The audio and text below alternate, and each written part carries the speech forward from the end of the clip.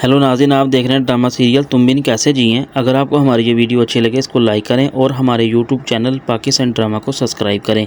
अदील की बहन बहुत ज़्यादा परेशान होती है क्योंकि उसने ज़ारा के साथ बहुत बुरा किया होता है और ज़ारा को धक्का दिया, जिस वजह से ज़ारा का बच्चा तो मर जाता है। लेकिन ज़ारा यही सोचती है कि मेरे शोहर के लिए मेरे पास एक यही औलाद थी जिसको मैं बचा ना सकी।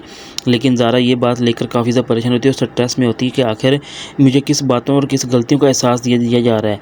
लेकिन ज़ारा जो होती है वो अपनी सास यानी कि अदील की माँ से कहती है कि मुझे ऐसा लगता है कि मेरी सारी ज़िंदगी ही उजड़ चुकी है और मेरे लिए अब बाकी कुछ भी नहीं रहा। लेकिन जो अदील की माँ होती है वो ज़ारा से माफ़ी मांगती है और कहती है कि बेटा, मेरी बेटी ने जो भी तुम्हारे साथ किया उसके लिए माफ़ी मैं मांगती हूँ, प्लीज़ तुम उससे माफ़ कर दो। लेकिन जो ज़ारा होती है वो काफ़ी ज़्यादा परेशान होती है क्योंकि इस वजह से कि वो अपने बच्चे को बिल्कुल ना बचा सकी। लेकिन वो बहुत ज़्यादा दारोकदार होती है। लेकिन जो अदील की माँ होती है जब आकर अपनी बेटी के मुँह पर थप्पड़ मारती है और उसे कहती है कि तुमने पता है तुमने क्या किया और तुम्हारी वजह से आज ज़ारा इस परेशानी में लड़ रही है और आखिर तुम्हारी वजह से उसको इतनी बड़ी मुसीबत और परेशानी का सामना करना पड़ रहा है। आखिर तुम अपने इंतकाम लेने में इतना आगे चली गई हो। लेकिन जो ज़ारा की माँ होती है वो सबसे कहती है कि मेरी बेटी जिस मुश्किल में और जिस इंतकाम में जी रही है किसी को भी इसका अंदाज़ा नहीं हो सकता। लेकिन जब अदील की बहन अपनी छोटी बहन से पूछती है कि ज़ारा की अब तबीयत कैसी है, लेकिन वो अब उसे बताती है कि ज़ारा भाभी की तबीयत बहुत ज़्यादा ख़राब है। लेकिन आपने ज़ारा भाभी के साथ बिल्कुल भी अच्छा नहीं किया, आपको ऐसा नहीं करना चाहिए था। अगर जो बात थी आप बैठकर उनसे कर लेती।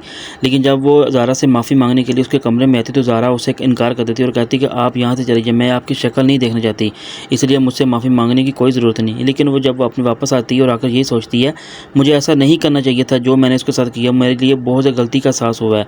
लेकिन जब अदील की माँ उस अपनी बेटी से कहती है कि तुम अपने इंतकाम में इतना आगे चली जाएगी कि तुम जिस वजह से तुमने ज़ारा के बच्चे को ही मार दिया।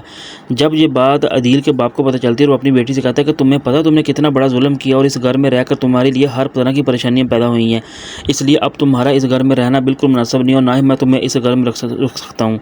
इसलिए जितनी जल्दी हो सके तुम इस घर से दफ़ा हो जाओ और मैं अब तुम्हारी शक्ल नहीं देखना चाहता।